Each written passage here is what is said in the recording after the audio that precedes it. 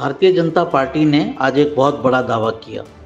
दावा मनोहर लाल खट्टर की तरफ से किया गया, जो प्रदेश के पूर्व मुख्यमंत्री हैं, लेकिन आज भी काफ़ी डोमिनेंट स्थिति में हैं और प्रदेश को एक तरह से चलाने की जो जिम्मेदारी जैसे पहले भी उनके पास ही थी, वो भी अभी उनके पास ही दिखती है। उनका कहना था कि हम हरियाणा में 11 की 11 सीटें जीतेंगे। 11 कैसे, लोकसभा की 10 सीटें उन्होंने कही जीतेंगे और एक सीट जो विधानसभा की करनाल से जो मौजूदा मुख्यमंत्री हैं नायब सैनी वो लड़ रहे हैं, वो भी सीट जीतेंगे, ऐसा उनका दावा था। उनका कहना था, ये बात उन्होंने स्वीकार की एक तरह से कि मार्जिन्स जो हैं वो कम हो जाएंगे और विशेष तौर से उन्होंने सिरसा और रोहतक का नाम लिया कि वहाँ पर मार्जिन कम हो सकते हैं, लेकिन किसी भी सीट को हम हारेंगे नहीं, ऐसा उनका कहना था।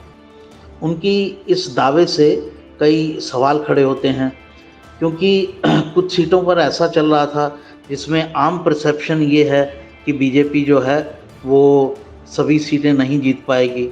कांग्रेस की तरफ से अगर बात की जाए तो कांग्रेस का तो ये तक मानना है कि कांग्रेस पार्टी जो है वो 7 सीटें तक जीत सकती है और ग्राउंड पर भी जो संघर्ष नज़र आया था वो खासा कड़ा संघर्ष नज़र आया था।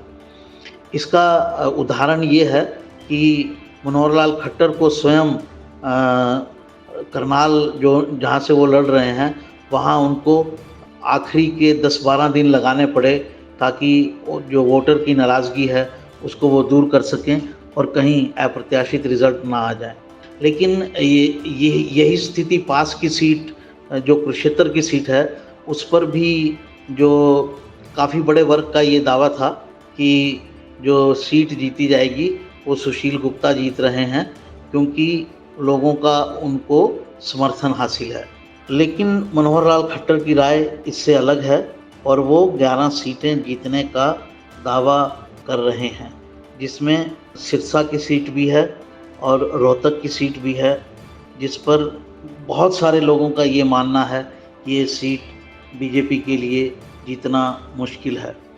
तो अब देखना होगा कि मनोहर लाल खट्टर के दावे ठीक निकलते हैं या जो कुछ लोगों द्वारा आकलन किए जा रहे हैं कि कम से कम ये 2 सीटें तो कांग्रेस निकालेगी ही, सिरसा की सीट जहाँ पर शैलजा लड़ रही हैं और रोहतक की सीट जहाँ पर दीपेंद्र हुड्डा लड़ रहे हैं। जनमत एच की रिपोर्ट। हरियाणा की हर राजनीतिक खबर के विश्लेषण के लिए हमारे चैनल जनमत हरियाणा को लाइक, शेयर और सब्सक्राइब करना ना भूलें।